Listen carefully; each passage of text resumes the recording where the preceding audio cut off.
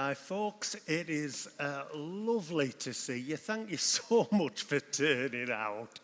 I'm always really, when you think of how many folk are going to come, and I thought, if we get 6, it'll be all right. It'll be a bit disappointing, but we'll manage with that. And I thought, if we get 20, that'll be cracking. And poof, more than 20. So I'm right grateful. I mean, if nothing else happens this morning, you've made me happy. So thank you for that. My name's David Banbury. I'm vicar of St. John the Baptist Church, where you are, and I'm also assistant area dean. So it's lovely to see you. And Richard, stand up. Richard's with us this morning as well, and I'm his stunt double because for some bizarre reason we've decided to wear the same jumper this morning. So what we're going to do is we're going to look at Fit for Mission, but we're going to try to sort of move the process forward, and I'll explain what we're going to do in a moment. Just the practicalities. I say brews are at the back, and if at any point you think, I'm gagging for a brew, we'll just leave stuff out, and there's a little kind of one of them boiler things that sits on the side that's got permanent hot water in it, or at least permanent when it's switched on, so that'll be switched on. So at any point where you think, I need a brew, go and get one. And I say the loos are just, before you get to the main doors to outside, go left, go right, you've got a loo there. If you hear a fire alarm, that would be really surprising because we don't have one. However, if you see a lot of smoke and flames, best way out is through those doors. There is also an exit that way, and we will meet up in the area sort of by the gates into church where the lovely bakers is. I hope all that makes sense. I'm going to begin with a prayer, a Bible reading, and 2 stories, but I'll do the stories first. A long time ago, I used to play American football and played as part of a national league in Britain. And I was one of the big blokes who hit the big bloke in front of you to try and hit the bloke who's behind the big bloke in front of me and knock them on their backside. And I was taught this skill called visualization, which is you don't think about the thing that's immediately in front of you. You think beyond that to the bloke who you need to go and tackle. And you visualize and imagine yourself getting this obstacle out the way and doing the big thing, the thing you need to do, which in my case was knocking a quarterback over and stop him doing something very clever and scoring points against us. And I think that idea, when you talk to, I am not an elite sports person, they often visualize what's going to happen in a race. Usain Bolt will think, I am going to break that tape. I am going to do it in a world record time, and I'm actually even going to ease up in the last few strides. And you imagine the results you want to get. And part this morning is about doing that. My second story is about sheds, because I'm a great fan of sheds. And I lived in this house and we had a garage, but I love classic cars, and I had a whole load of parts for classic cars, which wouldn't fit in the garage, but there were a bit of space at the back of the garage to build a shed. But when I went to various shed places, none of the sheds they sold fitted into this space. And I were at B&Q, other DIY outlets are also available, and I said, this is what I want, this is what I need to build. And he went, no, we haven't got anything that size. But then he said, God love him, we've got a few bits of sheds where the packs got broken up. So it's not a complete shed. And we've got 3 or 4 of like just random bits and pieces. If you give us 20 quid, you can help yourself to anything over there, take it away, and just see whether out of that you can build a shed. So I duly handed over my 20 quid and got my trailer and put loads of things together into this trailer, took it back to our house, and then sort of looked at the pieces I'd got, looked at the space next to the garage before the fence, and thought, oh, well, if I put that bit there, that'd work. Yeah, that's all right. Now, if I fasten a batten on the wall there, that'll support the roof. Now, I've got these 2 end pieces. That one will do straight away. That piece, well, actually, if I cut it in half and putting a batten on it, that'll do the... And I basically sort of built this shed a bit by trial and error. There was a plan in my head, but the plan evolved as I looked at the resources I had and then tried to sort of piece it together. And the more I pieced it together, the more thinking, this is going to work. This is right exciting. And, oh, hang on a second, I've got a piece with a window in it. I'm having a window in my shed. And it was a journey of discovery, because there wasn't a plan how to build your shed, because it was an assortment of pieces. But all the pieces were going to be useful. I just needed to work out how. And I think Fit for Mission, the thing that we're going to try and do today is those 2 things. Visualize what it might look like. Imagine the outcome that we might be heading towards. And I recognise ultimately we've got to vote on this thing and make decisions on PCC, but at least to imagine what we're voting on, what it might look like, and whether we want to be a part of that programme or wait, or we feel it's not for us. And this morning we're going to piece together bits and pieces, all our different skills and resources, all the different elements, just look like what a Fit for Mission shed might look like. So, Mark, could you come and do the Bible reading for us? And just to let you know, we're recording this session simply so if folk in the Deanery can't get to one of these do's, we've got another one on Wednesday night, it'll be available to watch, so at least people have seen what we're doing. So one of the things when we're doing feedback, we'd like you to talk into a microphone. That way we hear your lovely voices on the video. So here's one of my favourite readings about making the good news of Jesus known. So Colossians 4, 2-6. Devote yourselves to prayer, being watchful and thankful. And pray for us too, that God may open a door for our message, so that we may proclaim the mystery of Christ, for which I am in chains. Pray that I may proclaim it clearly as I should. Be wise in the way you act towards outsiders. Make the most of every opportunity. Let your conversation be always full of grace, seasoned with salt, so that you may know how to answer everyone. Lovely. And our Deanery Fit for Mission prayer is actually loosely based around that passage. So I'm going to pray that now. Loving Lord, as we seek to live out the vision you have set before us, may we see a bigger church making a bigger difference.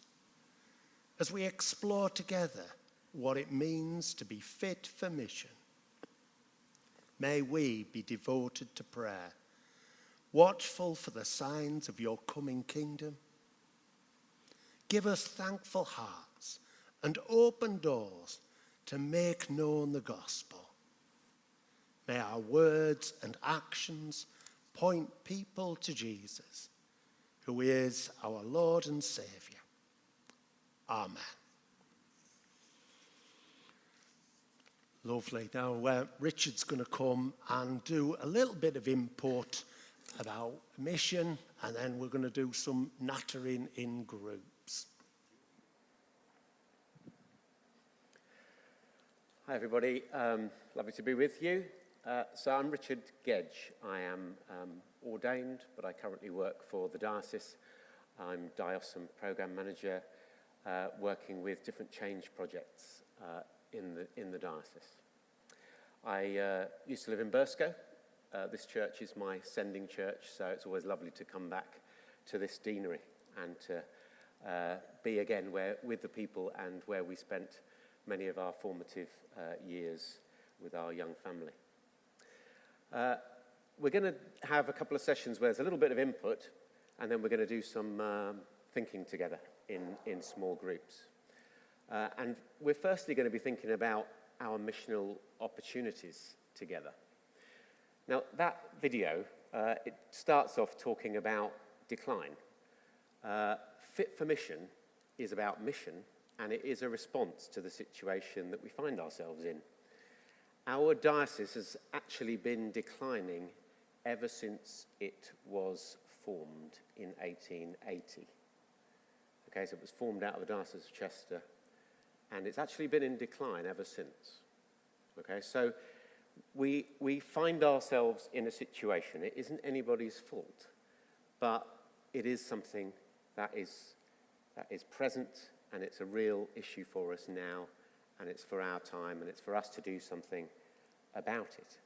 So if you like, change is upon us, and change is somewhat inevitable. But it isn't something where we should feel there isn't hope.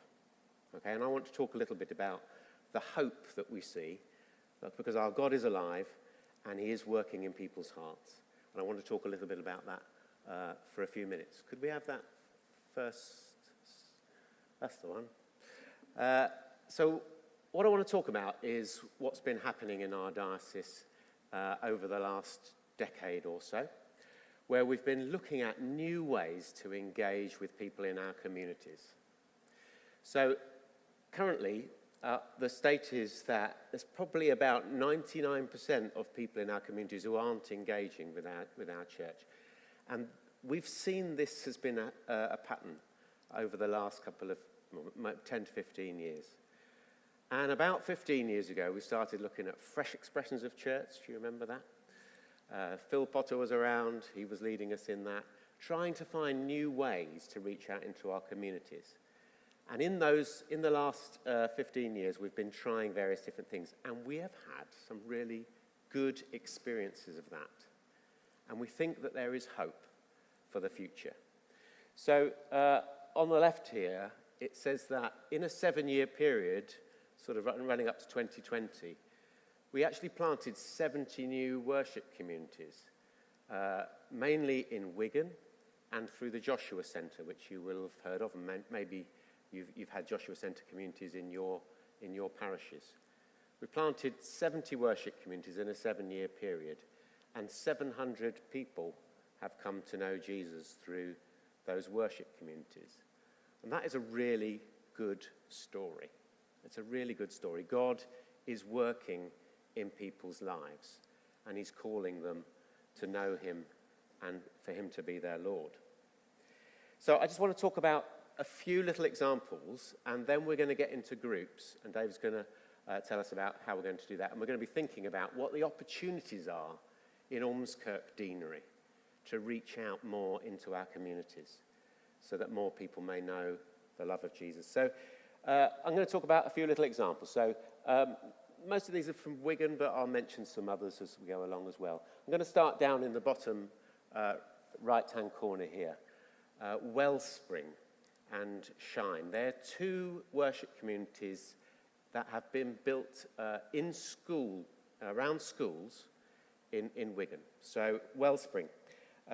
Wellspring meets 3:30 till 5 o'clock every week on a Wednesday.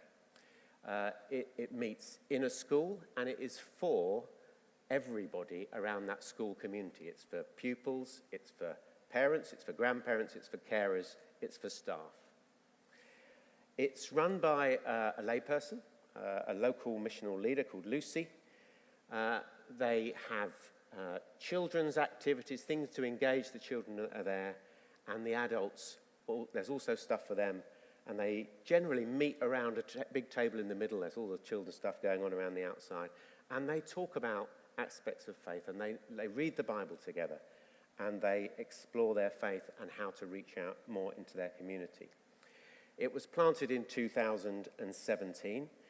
They currently have about 50 to 70 people every week, and 80% of the people who go didn't have any church connection before. One family who calls this their church have decided to get married there because Wellspring has completely changed their understanding of what church was. So the lady who leads it, Lucy, and her team, they say this: for many years, St. Paul's School and church have worked together closely, but we wanted to reach out to the parents, carers and families, as well as the pupils. And in 2017, a small team started meeting regularly to pray and discuss, and the result was Wellspring. Our passion is to make disciples and build faith, providing a space for grown-ups to relax and reflect while children do crafts and games, as well as sharing a cooked meal. We aim to help people find faith through alpha courses, Bible study, groups, and other activities.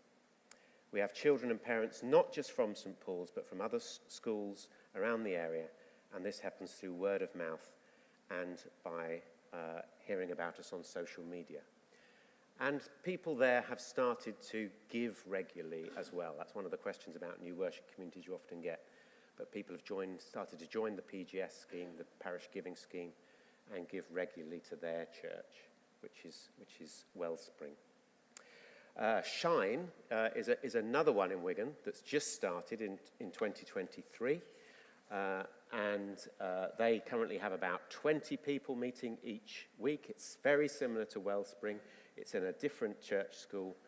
And they reckon 60% of the people who are going to that don't have any church connection.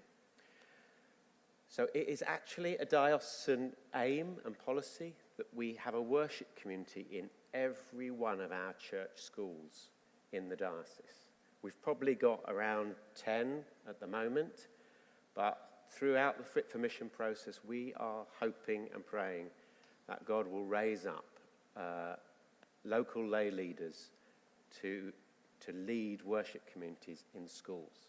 And you might say, but the schools are connected to the church and the people are, they're invited to the church. But just listen to the story where you've got, in both of those communities, 60 or 80% of the people were not engaging with their church, despite being, part of a church school that is connected to that church. So we're looking to plant more things like Wellspring and Shine. And we have resources to help people do that within the Fit for Mission programme. Or let's go to this one here for David. The shed. So, the shed. Let me just find, here we go. So, the shed's been going for about 18 months, I understand. And there was somebody who felt God was calling them to reach out to men in Wigan. He says, run a mile was my first response when God called me to share his love with the men of Wigan. Thoughts of, why are you asking me? How can I do that? Quickly followed.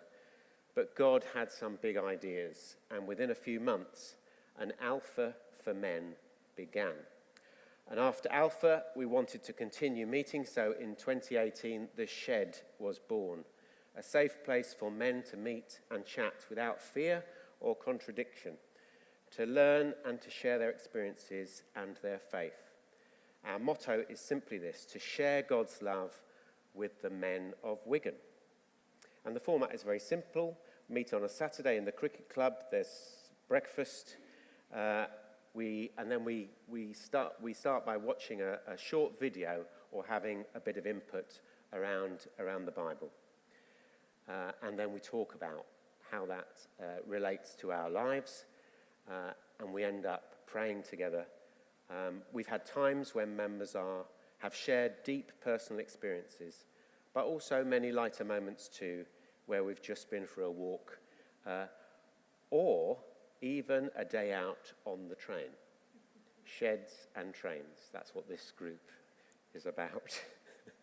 It's not going to be for everybody, but it is for this group. And, you know, this is a way of starting to reach into that group of people. We often have ladies, one half of a couple in our churches, but the men aren't so keen to join in. And this is a response to that.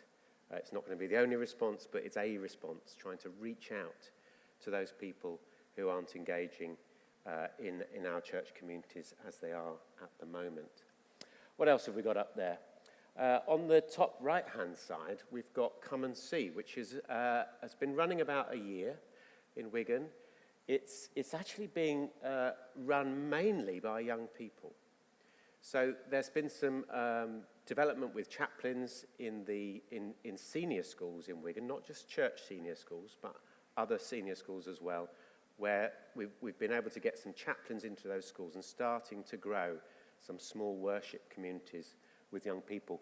And Come and See is a sort of collection of all of those young people coming together in senior schools in Wigan. They're meeting on a Sunday in a church, not in the normal congregation meeting. They are aiming to bless their community in Plattbridge. So they're doing things out in the community.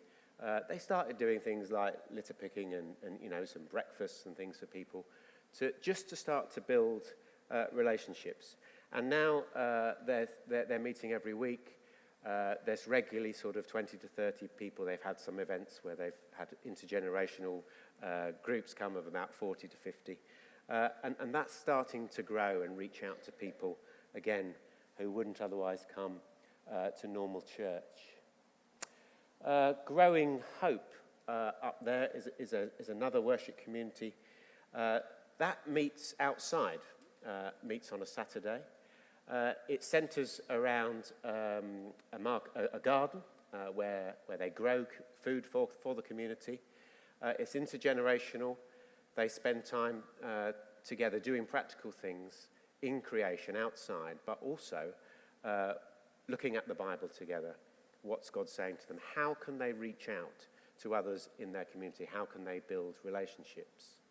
You know, for some people, being outside, especially those who maybe have family with learning difficulties, being outside, being involved in nature is something really important. I'll just mention as well, another one that started in Wigan was a worship community for people with dementia and their carers. It's quite difficult for people with dementia to come to a structured service. So to have something where everybody knows it's okay if things are a bit messy is something really important. So a worship community for people with dementia and carers was another one.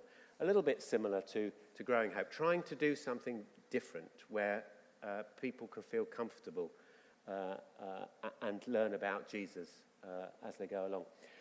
I want to talk about what's in the middle at the top there, food pantries, justice initiatives. So part of Fit for Mission, we're not just trying to plant worship communities. We understand that the church is about justice, and reaching out into our communities through justice initiatives is a way of connecting with people and to serve in a Christ-like way. So Wigan have gone big on food pantries. They had started thinking about food pantries before COVID. But what happened in COVID is because Church Wigan became a thing, it used to be 29 parishes in Wigan. And over the previous few years before COVID, they became Church Wigan, and they reduced to 7 larger parishes. But they started to work together across those larger parishes. And they formed Church Wigan. It became a thing. And when COVID hit, the council realised that they had a partner in the Church of England in Wigan. And they said to Church Wigan, could we put through our food poverty relief through the Church of England? And the church became a partner of the council. The council paid for food provision for those who were struggling because of COVID. And the council signposted people to the churches to get food. And through this and the previous desire that had been in Wigan to reach out to people through food poverty relief, they've created 6 food pantries. So this is largely about recycling unwanted food that comes from supermarkets. People pay £3 a month, and they can come and they come twice a month, and they can take 15 to 20 items for £3 a month. It is open to anybody, although obviously mainly people who come are those who need it. It's a way for them to get food cheaply and with dignity, and also be part of a community. Many people who come end up serving within the food pantry. So they've got 6 food pantries going at the minute, and there's this partnership going on with the council and with supermarkets. 3 of those have developed worship communities that they call faith cafes.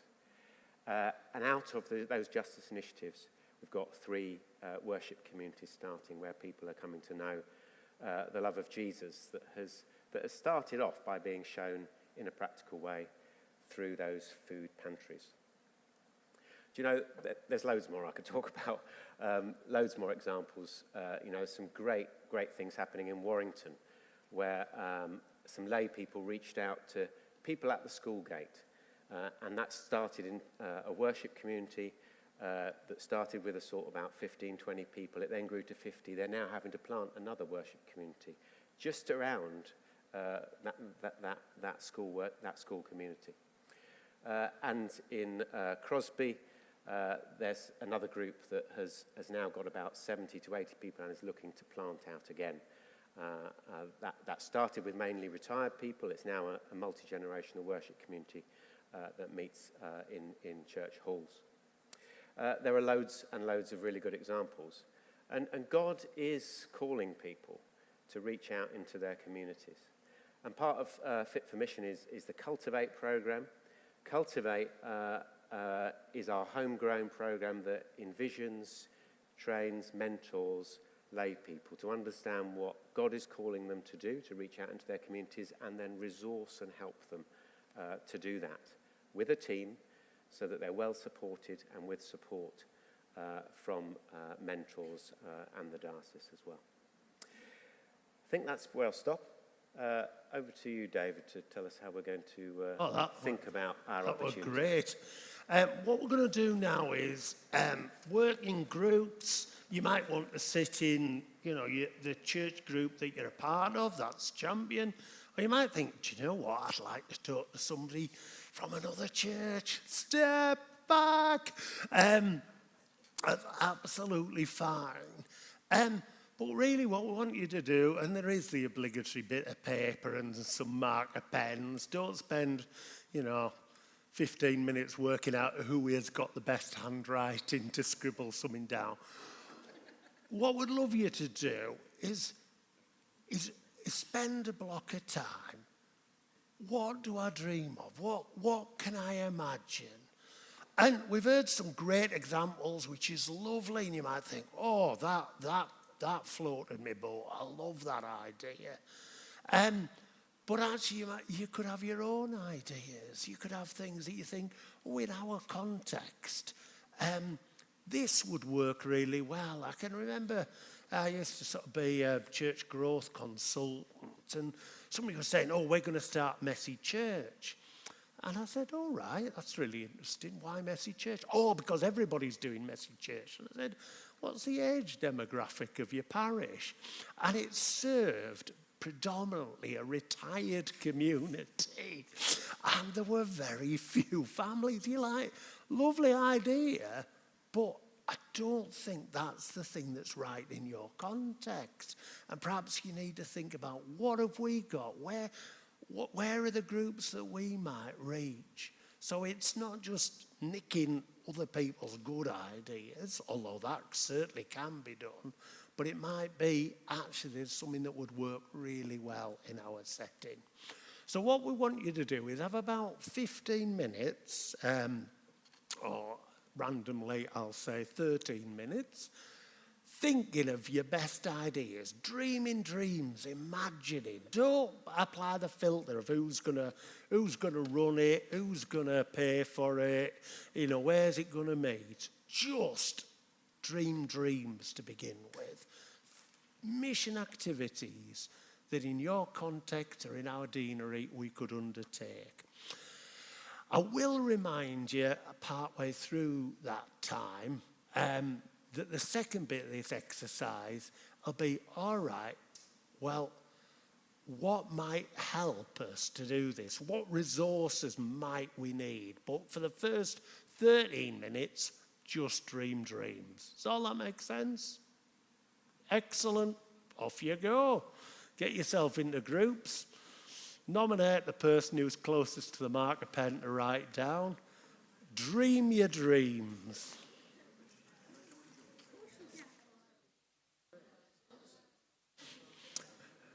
Right, folks.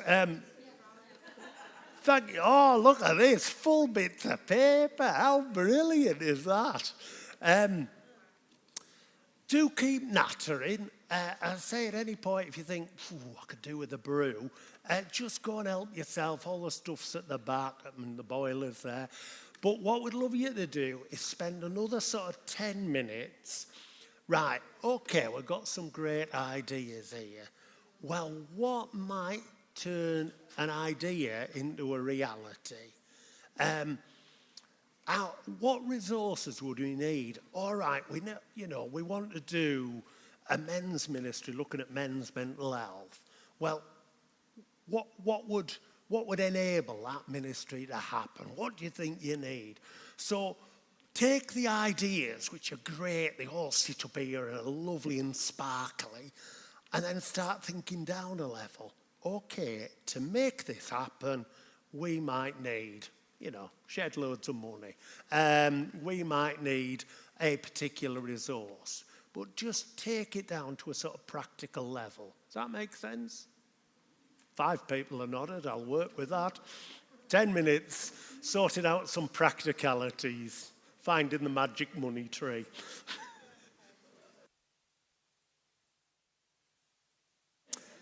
Right, lovely stuff. What we're going to do is, I quite ruthlessly are going to time 30 seconds on my watch, right? Sorry? We have to have everything in the drying room by then. Yes. Great cotton throwdown. Oh, God, see where you're going there. Oh, let's make a slab pot. So, each group, you can tell us about one of your ideas, and you've got 30 seconds to do it. There is a lovely pink notebook going round, so if you could print your name in that and your church, quite randomly, well, it's not so random, it just makes sense. Over here, 30 seconds, tell us your best idea. Go.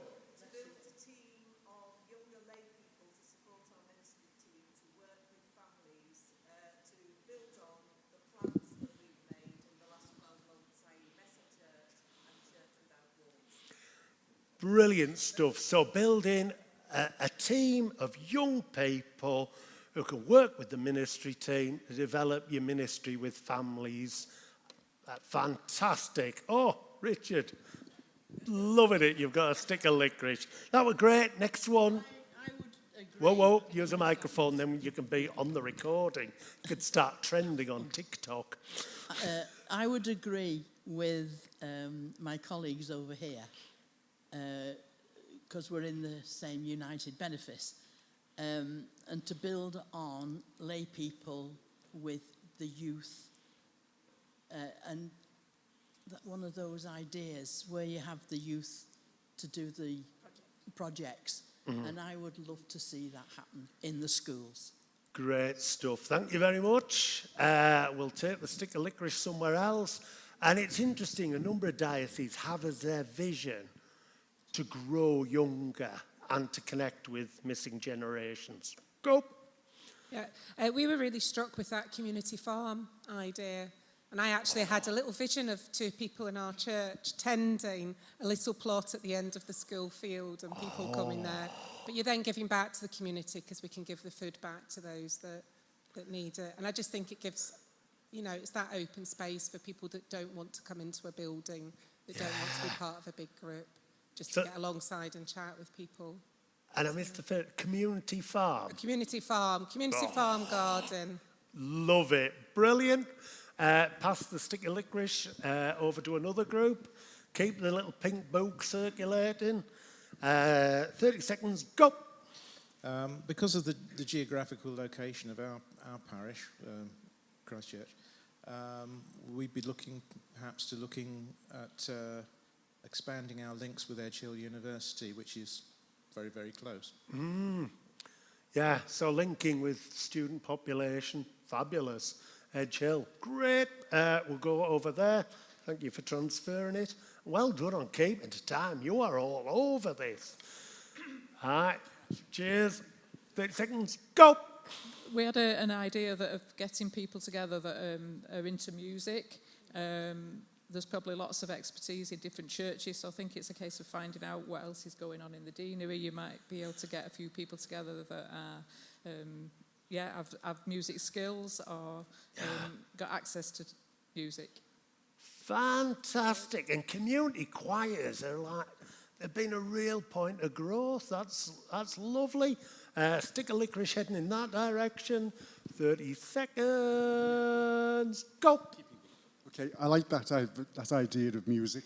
I think to engage the younger people in music and the parents of younger people, and certainly if you've got church schools, then more music, more inviting people from those communities to come together in a church context and celebrate music.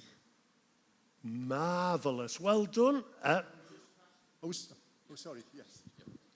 The other one was using facilities that are available, opening things that aren't open at the moment, because we've got lots of buildings that could be used that aren't used.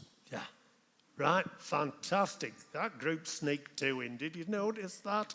Well, love your ideas. Well done.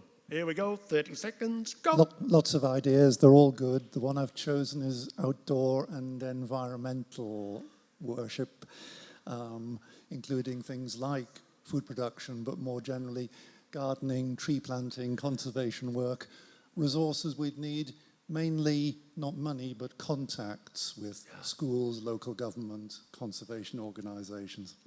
Fantastic, and that's scratching where a lot of people are itching, particularly young people. Brilliant, absolutely fantastic. Some great ideas.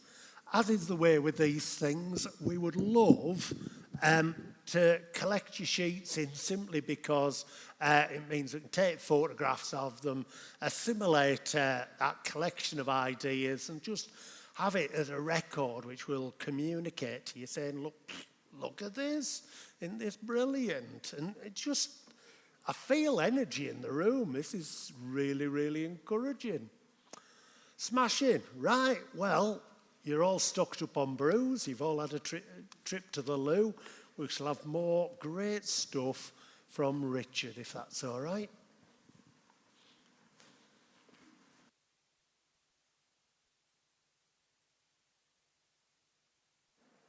Okay, David's just asked if we could unpack a bit some of the change and what it would look like in terms of the way our parishes are governed and organised. Just to talk about what it might look like in the future, because I know there's some concerns around this. Could you put up that? That one. If you can't quite read it, don't worry. I'll just talk around it. What I want to say, right in the middle. So, what we're talking about here is streamlining stuff. Single governance, streamlined administration. But the reason for doing it is so that we can take the capacity that we've got in clergy and lay people, and we can do more mission and ministry. We can reach out. We can be more outward looking and reach out to people, to that 99%, those who aren't currently engaging with our churches. Fit for Mission is quite a radical change, but its reason for being is to do that. It's to reach out more to the 99%. We've got an urgency around this, okay? I talked about that decline at the beginning, and this is now biting, okay? Change is going to be upon us, and it's up to us to decide whether we're going to be engaged in the change and work out how to have a sustainable future together, or that the change is just going to happen to us. And you can see what that's looked like over preceding decades, where in a deanery we've had one less clergy, a couple of years later we've had another less clergy, and we've joined parishes together. We've got some dioceses at the moment, a handful, where they have cut or are cutting a third of clergy. And there's one diocese that's cut 2/3 of clergy. Now, that can either happen to us, and we just let it happen, or, which is what Fit for Mission is proposing, we together create a new future. Okay? It's all about engagement. That's the only game in town. It's about how we reach out into our communities in a way that we haven't done before. Okay, that is the purpose of Fit for Mission. So right in the centre, Fit for Mission is about doing more mission and ministry. It's about local leadership teams focusing on 4 priorities. These are the things that our bishops and archdeacons say, this is what we need to focus on in the future, to be more outward looking, to reach that 99%. We need to focus on introducing people to Jesus, deepening discipleship, developing Christian leaders, and doing justice. Those food pantry ideas. So we need to do those things: introduce people to Jesus, deepen discipleship, develop Christian leaders, and do more justice. And to give us the ability to do more, to be able to put more of our capacity into those 4 things, we've got to stop doing some other things. Okay? And that is why we are saying that in Fit for Mission, we will change the way that we do church, so that we have less people involved in governance and less people involved in administration, so that more people can think about and put their energy into reaching out into our communities. That is what Fit for Mission is about. That's all it's about. Okay? But it is quite a radical change. We're trying to grasp the nettle of the issue that the Church of England's got and do something about it. So, in terms of mission and ministry and doing it differently, Fit for Mission is proposing to get clergy and lay people working in focus teams around those 4 priorities of introducing people to Jesus, deepening discipleship, developing Christian leaders, and doing more justice. We understand in our experience from what happened in Wigan, there's some bad things that happened in Wigan, but some good things as well. You've heard about some of them already. Another good thing is that bringing clergy and lay people together in teams is really good for well-being, particularly for clergy. A lot of our clergy feel quite isolated, and some of them are suffering with mental health difficulties. It isn't like it was 30 years ago, being a big church leader. Those of you who are involved in big churches. 30 years ago, some of our big churches, they had a rector, they had an assistant minister, they had 2 curates, and they had some retired people, and maybe some, 2 or 3 readers. It doesn't exist anymore. All of our big churches have basically got one vicar, and they may have a curate. There's only 7 curates for the whole diocese coming through this year. So, we're never going to get back to that place again. That's gone. So, clergy, for their well-being, we understand as a senior leadership team that they need to work in teams. And the experience in Wigan is that is something that's life-giving, and it's really good for their well-being. Clergy and curates in Wigan say they wouldn't want to go back to the old way of working. Because working together in a supportive team, being able to draw on other people's skills and experience is something that is much better. So, that's one positive from coming together to do more mission and ministry. So we're trying to create capacity to reach out into our community and plant new worship communities. Now, you heard something about that in the previous session, types of worship communities that have been planted. So we've got two things going on where we're trying to generate more mission, if you like. One is Cultivate, which is about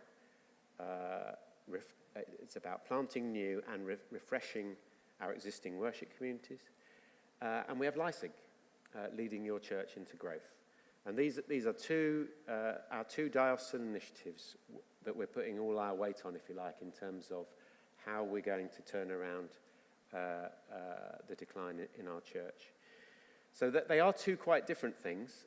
Leipzig is a national programme. David's involved with it. Neil Short, who used to be here, is involved with it. Bishop Beverley is involved with it.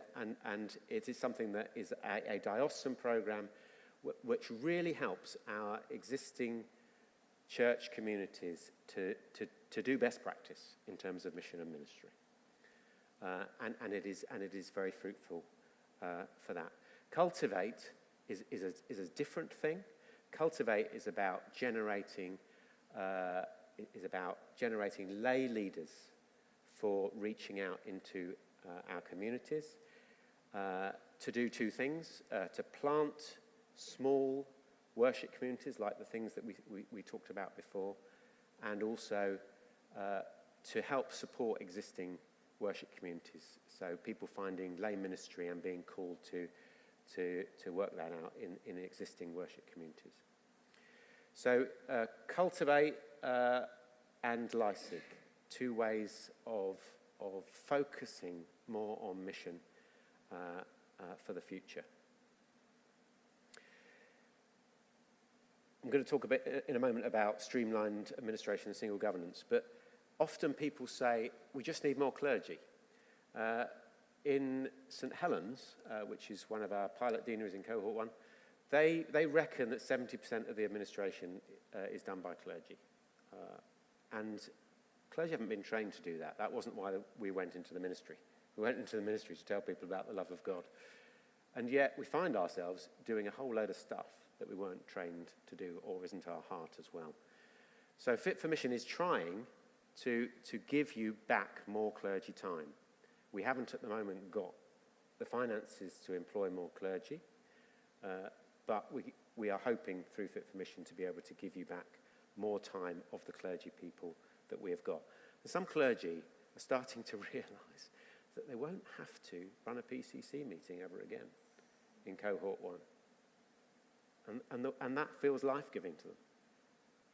They won't have to deal with the building maintenance that they had to before, and that feels life-giving.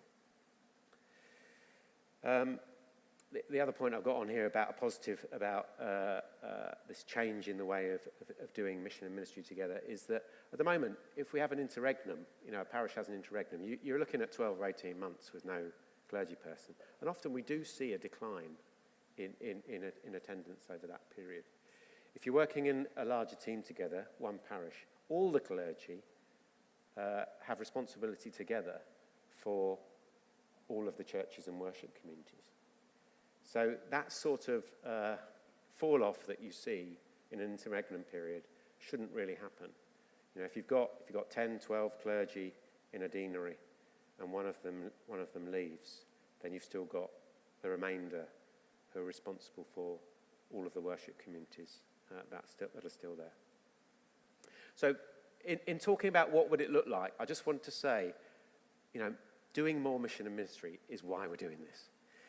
And to help us get there, we are looking at single governance. Instead of multiple PCCs and multiple bureaucracies, we're looking at a single parish and single governance, and we're looking at streamlining administration.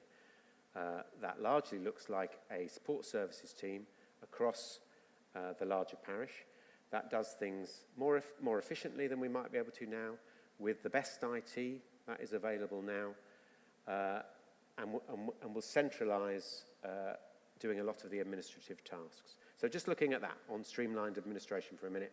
So support services, a small group of part-time people, local people employed at local wage rates to do those things that are up there. Bookkeeping, payments and payroll, statutory building maintenance things, so all the electrical checks, Legionella checks, boiler servicing, gutter clearing, and small projects around buildings, so that people in the local worship communities don't have to worry about those things, so that they know that they are done. As an aside, in Wigan, when they started looking at that change, they found out that they were only about 25% compliant in terms of all the statutory things that should have been done. That means there were some dangerous boilers around, frankly. They're now 95% compliant.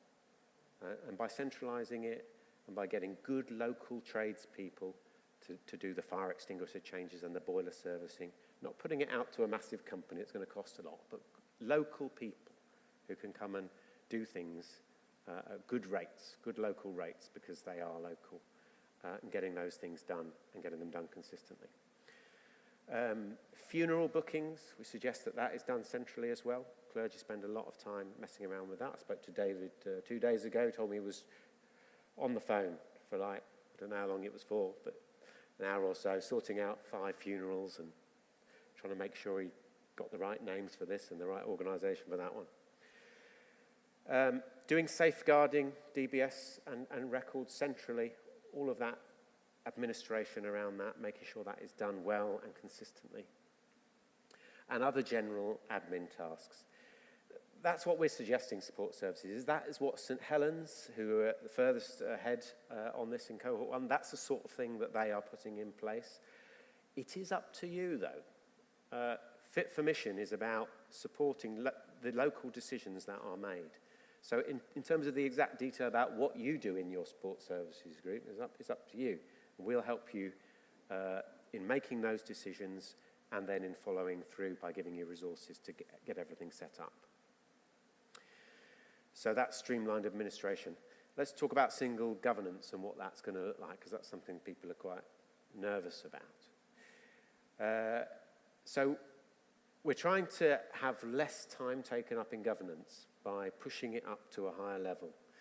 The PCC, the single PCC, will not really feel like your PCC in your church. It'll feel a little bit different.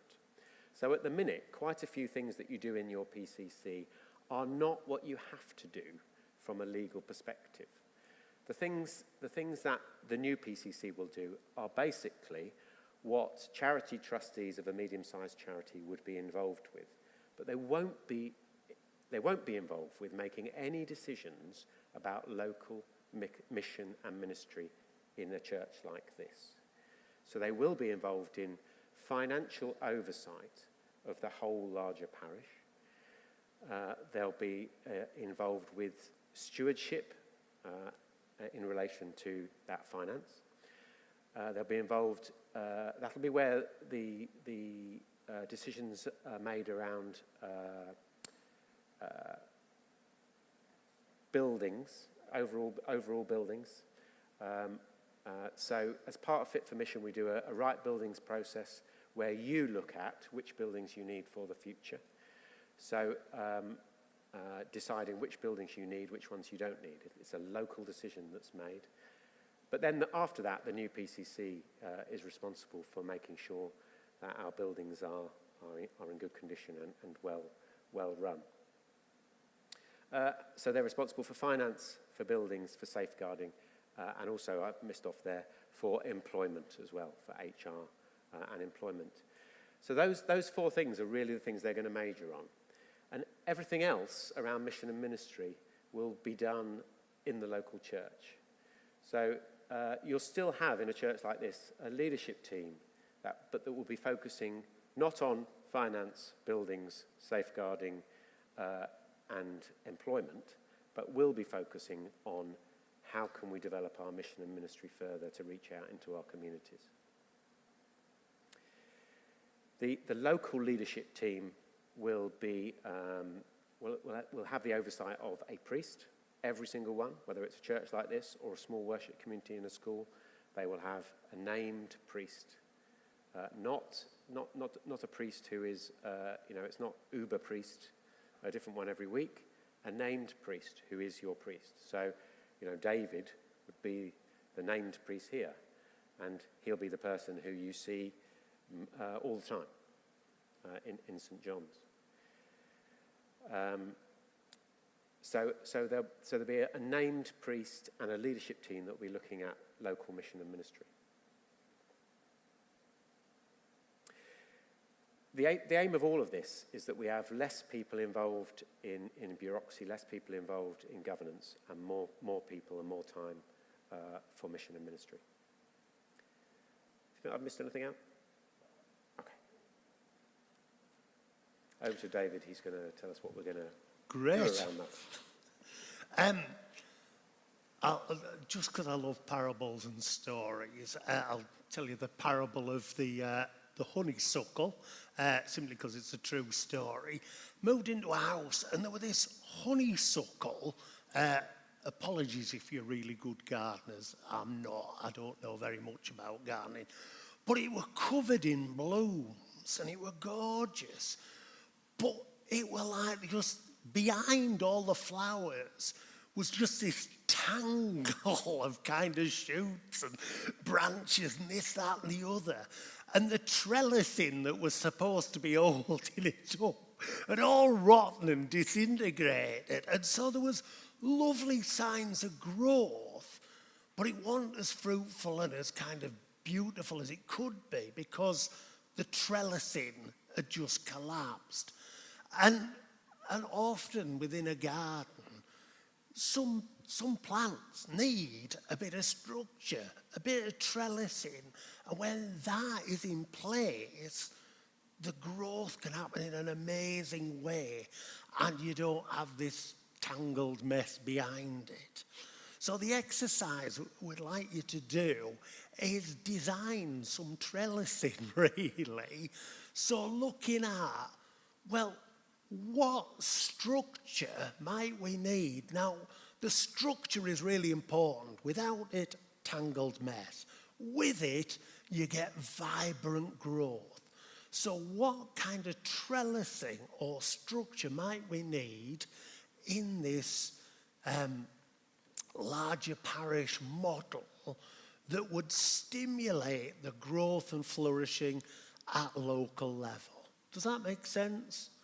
Hopefully you've got a gardener in each group who will translate what I've said into sound horticultural knowledge as opposed to somebody who just goes a bit crazy with secateurs. So have a go at designing a bit of trellising. Structurally, what would help to cause growth and health and your local congregations to flourish. So if you grab a new bit of paper, start, you might even want to draw a grid and start writing words on it.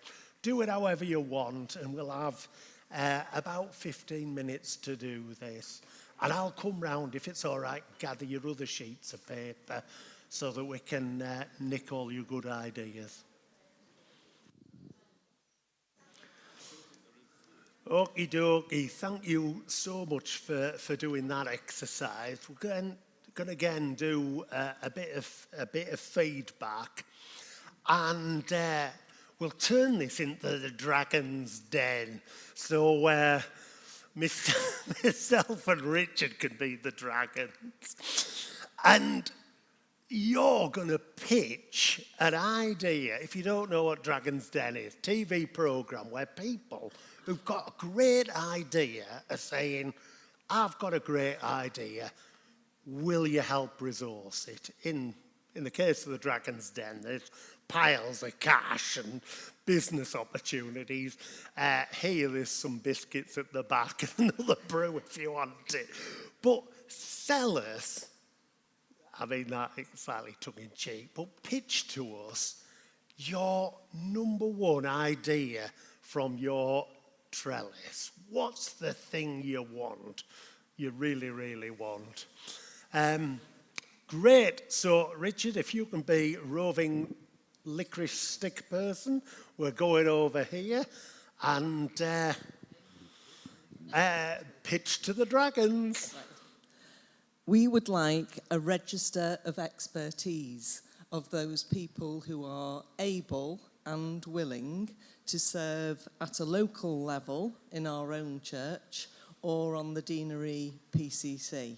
And that will deal with mission on one side and business on the other, but we felt that clear communication to build confidence in the new system is really important. But our big idea is the register of expertise.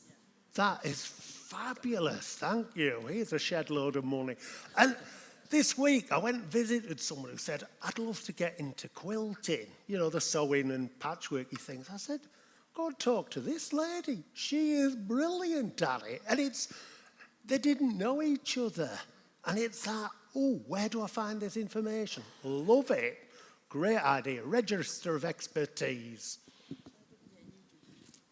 We were talking about the prime thing being communications, and we were talking about how you can encompass, and I can't think of the right word for somebody hopefully can remember, where you encompass a group of people and we look after each other, not in the sense of a small group meeting, but I know that these 6 people, if I don't see them for 3 weeks, one of us will ring them up and just check how they're doing, do they need anything, but somehow we have much lower down oversight of groups of people, and the key thing is ask people if they want to do something. Don't expect them to volunteer. Yeah. People like me will turn up, but others wouldn't come because, it might not be for me. Yeah. Well, why not?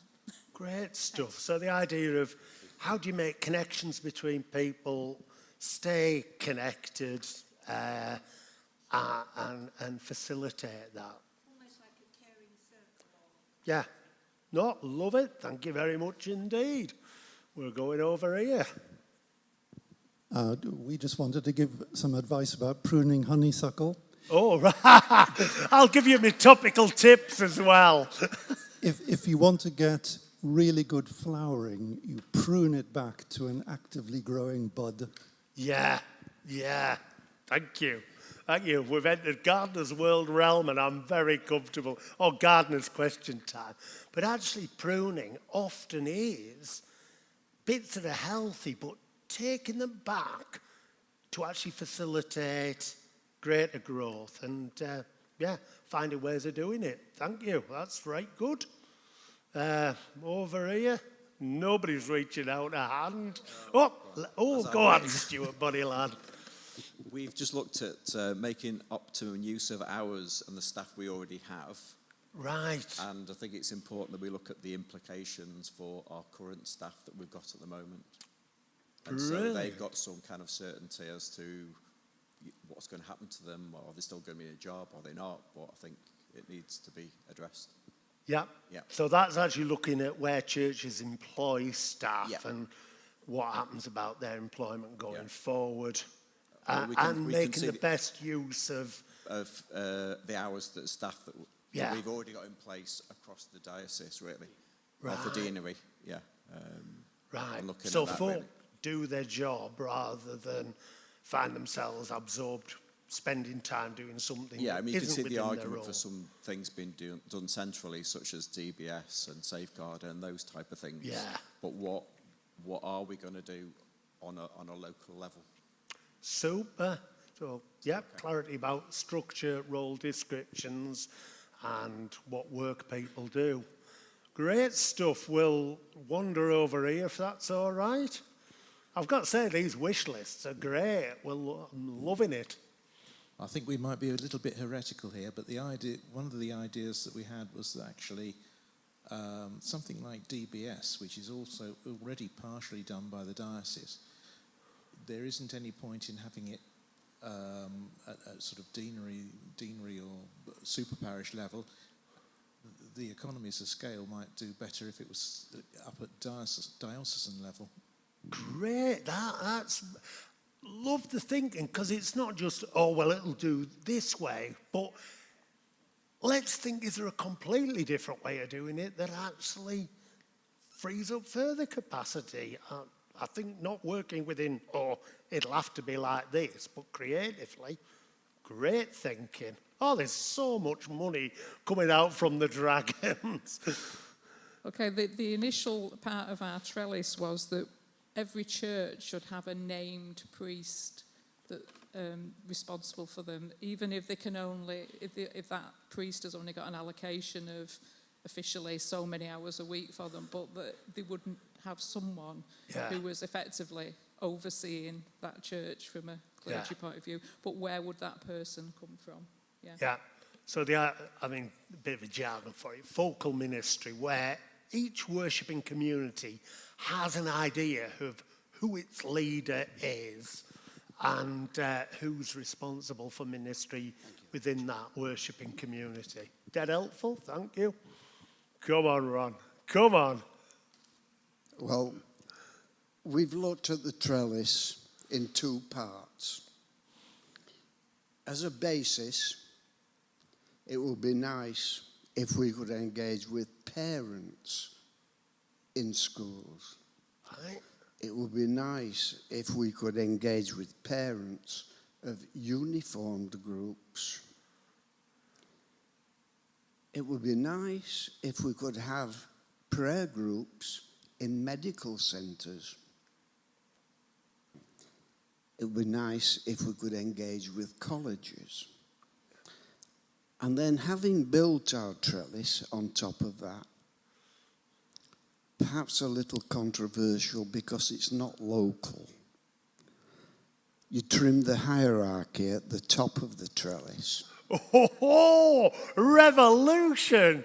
Let's start knitting and build a guillotine. Well, you know, David, we've had a brilliant speaker here this morning, Richard. I'm leaving aside you because we just take you for granted within this. Thank you for the mediocrity, David. Love it. But people like Richard being squirreled away in the cathedral, not engaging perhaps with the people at local level. Yeah. Sure, he'll engage with people like yourself, but I'm talking about the ordinary non-clergy. Yeah. We need to be seeing those who work at the cathedral. Right. I'm going to stop you, Ron, because I should have done my 30-second rule. But, yeah, I mean, again, that looks at structures and visibility of people. And, it's like those programs where, the boss of an organisation goes back on the shop floor and stuff like that. So that's helpful to see that as, something we value and would want to say.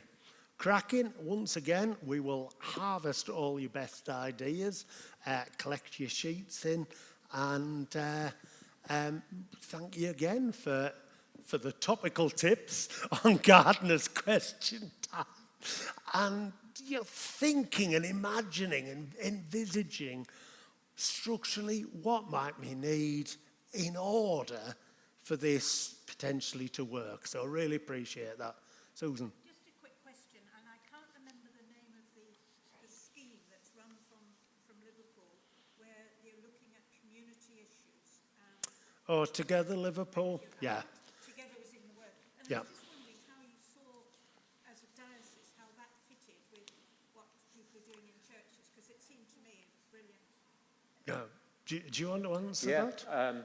So Cultivate is about each person asking God, how should we reach out into our communities?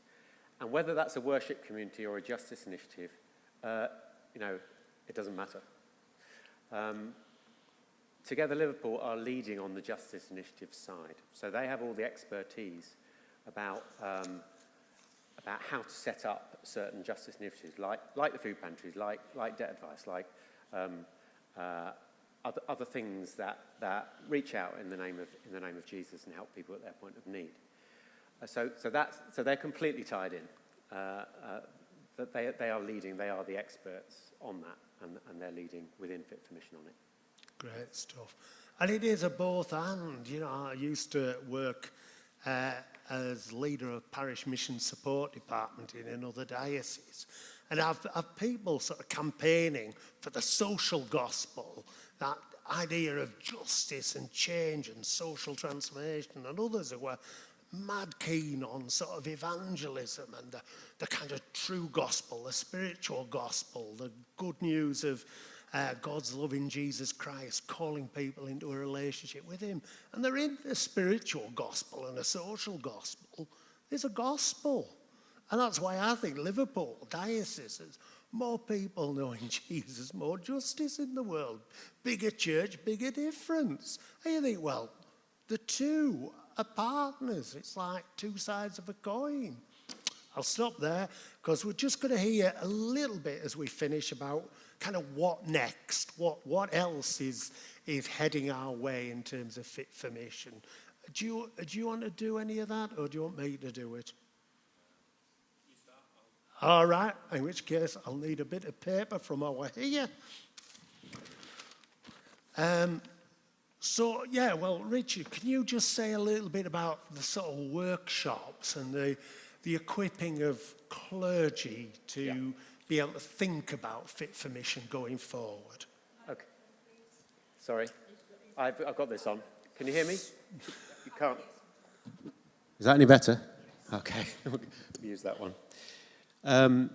So over the next months, before we get to the autumn, where PCCs will be asked to make a decision about their engagement with Fit for Mission, we've got a number of months where PCCs, lay people, congregations, clergy can work out what Fit for Mission is going to look like for them and their churches, to get more comfortable with it, ask more questions.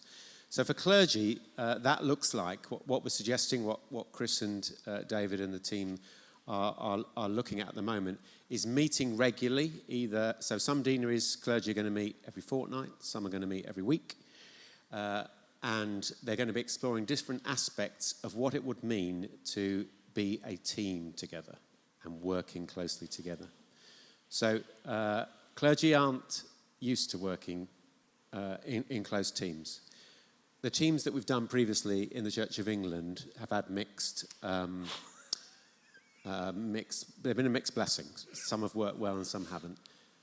What we're talking about here is people with a shared responsibility over a wide number of churches and worship communities. It is quite different to what we've done in the Church of England before.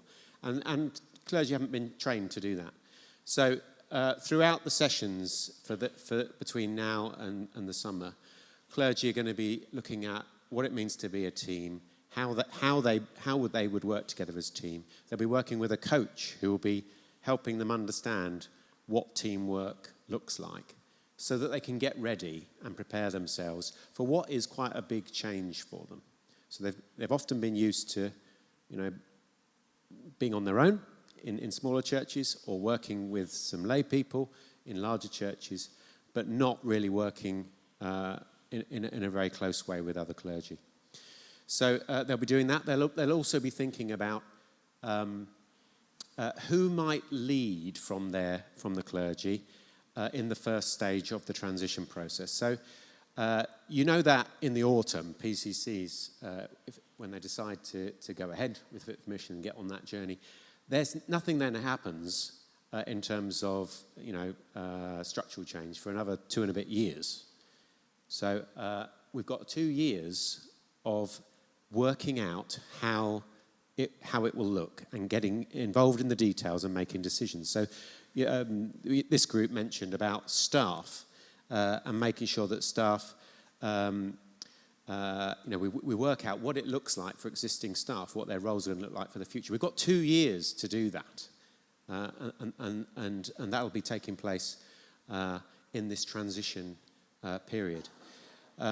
So clergy are going to be thinking about how they would be working in the future, who's going to lead them in the early stages of the transition before as a whole, you appoint a rector for your larger parish. And they'll be thinking about cultivate, what that will mean for them, what it will mean for them to focus more on mission, and all of those things. So they'll be getting themselves ready as a clergy leadership team. Brilliant. And the other thing is that at local level, within our existing parishes, we need to keep exploring Fit for Mission and looking at it, because it is, I don't want to say complex, there's a lot of elements to it, and it takes a while to get our heads around it. Now, I mean, I hope today has been helpful. If you've got feedback, we'll be right grateful to see it. But when you've got something that is big, it's significantly different from what you've known, and you're trying to sort of put all the elements together, a bit like building a jigsaw, it just takes time to do that in parishes. So hopefully in each of your parishes, your local congregations, you've got a plan for how you're going to explore Fit for Mission. If it's any help, and I have circulated it to parish clergy, I have mapped out a possible timeline of things that parishes could do, issues that they might want to explore. If that's helpful to you, great. If you look at it and think, well, that's a load of tosh, don't use it.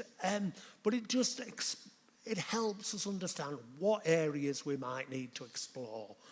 But it needs to happen at a local level. We have got another event like this on Wednesday night at St. Paul's, Skelmersdale, which Chris is hosting. And if from today you're thinking, oh, that was dead good, but I never got to ask this, or I never explored that, then, tip up again. It will be a repeat of this. Or if there are folk in your church today, you need to go to this, because it's really helpful to think about this, and this. Do encourage other people to engage in that. We've also got a date fixed, which is June the 12th, and it's an evening, where we're really pleased to have Bishop Bev joining us for that. Where as a deanery, we're going to explore Fit for Mission in a different way. It's like, how many of you ever been to the Christian Resources exhibition? That's 3 people. Okay, poor analogy, David. What you get there is a load of people who know stuff about things. Church heating systems, sound systems, pilgrimages, prayer resources. And what you can do is go to various different stalls and pick people's brains. Say, oh, I'm interested in knowing a bit more about this. Could you tell me? And also, as part of the Christian Resources exhibition, they have little mini workshops explaining stuff. And the format of the event on the 12th of June is like that. So you will be able to go and visit various stalls, all related to Fit for Mission. So finance, resourcing local ministry, the work of Cultivate, issues to do with HR and existing staff, things to do with resources for new mission initiatives, how to get your community farm off the ground. So you'll be able to go and talk at various stands and hear people saying a bit about that. And the way that we've structured it, you'll probably have a chance to get to at least 3 stands. But if you come as a group and have a really cunning plan, you can send people to all the different stands, and collectively you can get all the knowledge by making sure that all the bases are covered. Or if there's a particular issue that's really live for you in your community, well, 3 or 4 of you might want to go to that, so you've heard the information and then can think about it. So 12th of June, 7:30, venue to be confirmed, because we had, was that the question? Basically because we'll need quite a bit of space so that you can go to places, get information, but they're in the bedlam of lots of noise where you just can't hear. So a local school would seem to be a good way of doing that. So we are exploring options at the moment. So save the date, venue TBC. Anything else we need to mention? I would just say there's loads of detail available that's written down. So any question that you've got has probably been answered already. There's a frequently asked questions document that are all real questions that come from PCCs in cohort 1 and cohort 2. There's like, I don't know, 180 questions or something. It's on the website. If you can't find it, ask. We can get it to you. There's also a scoping document that describes more about how things will work in the future. It is all written down.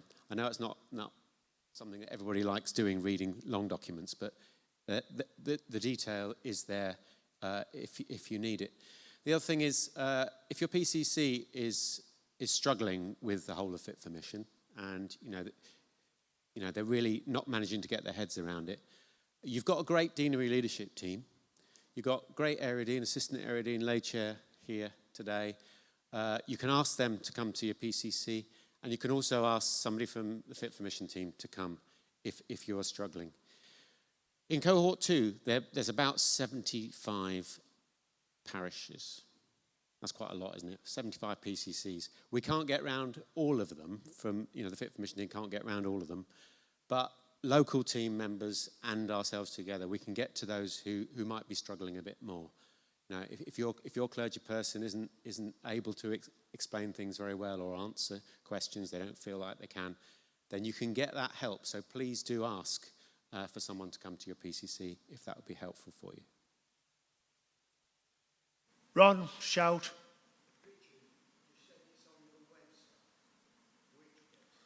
So if you go to the Diocesan website /Fit for Mission about us, then there's documents on there, the scoping document and the frequently asked questions, and they've just been updated.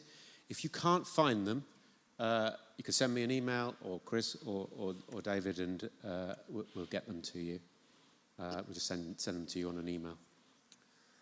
Great. We're going to try and honour time. We're slightly over.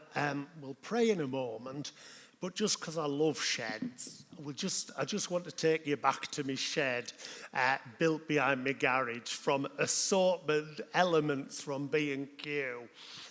And during that process, there was a moment where I'd got 2 bits down, which I thought were going to be the floor. And then I just had piles of wood and shed sides and battens and this, that, all over the lawn. And I was just like, how's this going to work? And it looked messy and disorganised. And it was a bit experimental and a bit hit and miss. And, will that bit? Oh, no, that's not going to do it. But bit by bit, my shed came together, and just in case you hadn't twigged it, I was proper pleased about the shed I built. I thought, do you know what? That's a decent effort, David. But for a while, it did look a bit messy. I don't want to say chaotic, but the plan was emerging. And I want to encourage us, and this is not about trying to sell you Fit for Mission and sign up now, special 10% offer for a limited time. It is about exploring it, looking at what we've got and how possibly it might fit together and actually make something that's really quite useful. So even if it's a bit messy and a bit, how does this all work? Just keep exploring, adding a bit at a time. And then you'll have some kind of structure. You can think, do I want this? Do we want this? Or is this not for us? And that's why, we are in this process of exploration. But don't worry, the mess and the, how does this all work? Bit by bit, it will come together. Can I suggest we stand have a little wiggle, and we will say the grace together. There we go. Wiggle, job's a good one. May the grace of our Lord Jesus Christ and the love of God and the fellowship of the Holy Spirit be with us all evermore. Amen. Keep standing. Thank you ever so much indeed for coming. Brilliant representation across our deanery. Tell your friends about Wednesday. And if you're looking for Easter gifts, Susan will stampede away back to the stall and will be glad to equip you with all your olive wood requirements. Bless you. Thank you for coming.